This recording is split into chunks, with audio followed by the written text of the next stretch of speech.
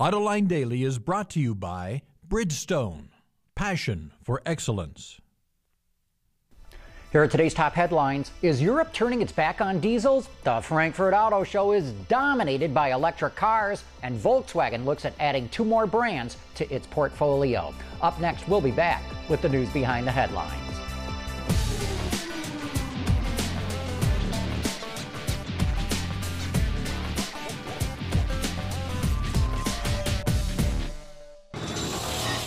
This is Autoline Daily for Tuesday, September 15th, 2009, and now all the Frankfurt news. Electric cars are all the rage over there, and Renault is clearly out to grab the high ground.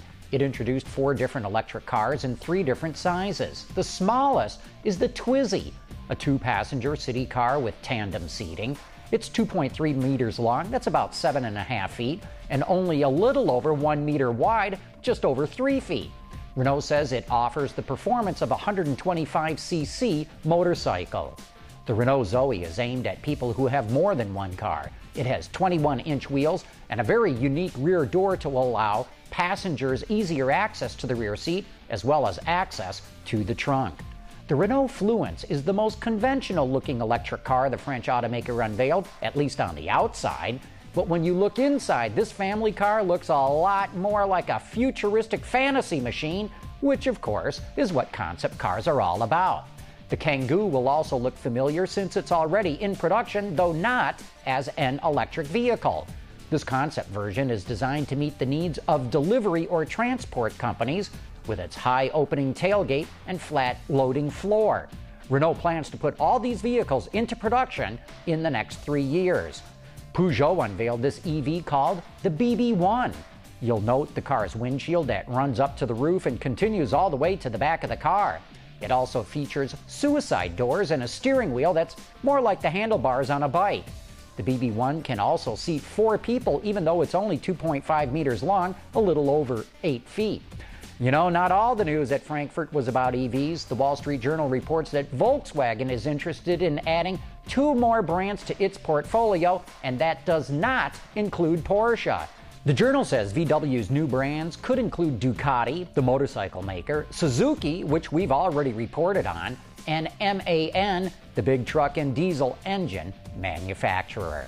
After the break, we'll show you Audi's outrageous electric version of the R8, the new van that Ford will bring to the American market, and a lot more from the Frankfurt Auto Show.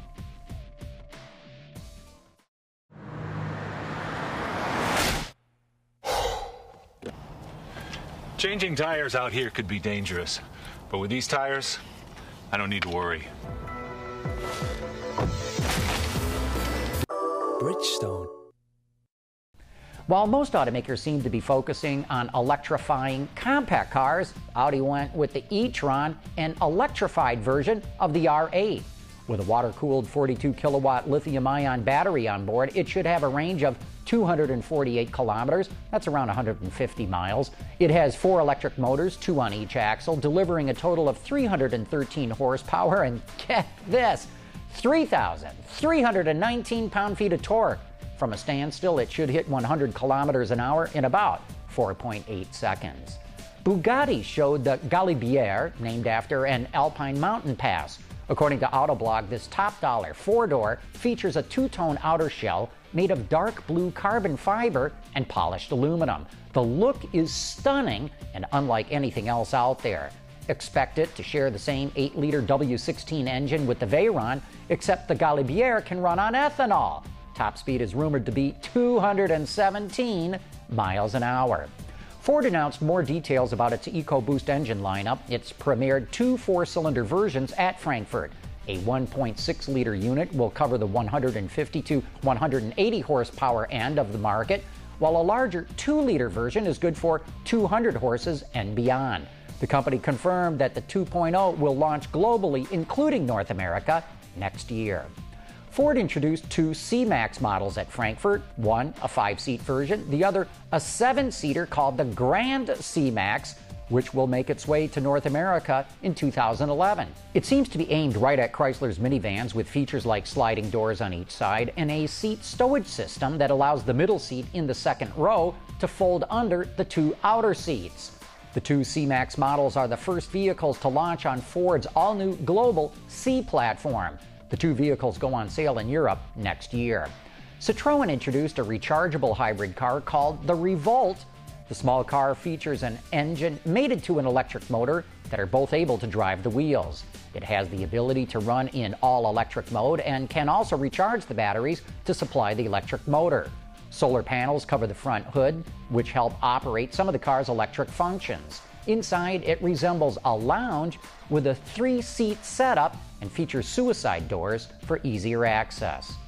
Volkswagen introduced an electric version of the Up called the E-Up. The electric motor is powered by lithium-ion batteries, which allow it to travel about 130 kilometers or 81 miles.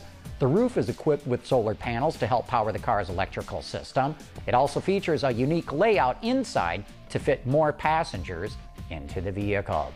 Hey, before we go, I wanted to mention that next week, that's Monday, September 21st, we're having Tom Stevens, GM's Vice Chairman of Product Development, in the studio. Starting around 10 a.m. Eastern Time, you'll be able to watch live as we tape an episode of Autoline Detroit. Then the discussion will continue in an exclusive web-only broadcast in which we'll be taking some of your questions and comments. You can submit questions in two ways. One, you can send an email to viewermail@autolinedetroit.tv. Just make sure you put Tom Stevens' question in the subject line so we can find it easily. Or two, you can leave us a voice message by dialing 1-620-288-6546. Anyway, that's it for today's Top Automotive News. Thanks for watching. We'll see you tomorrow.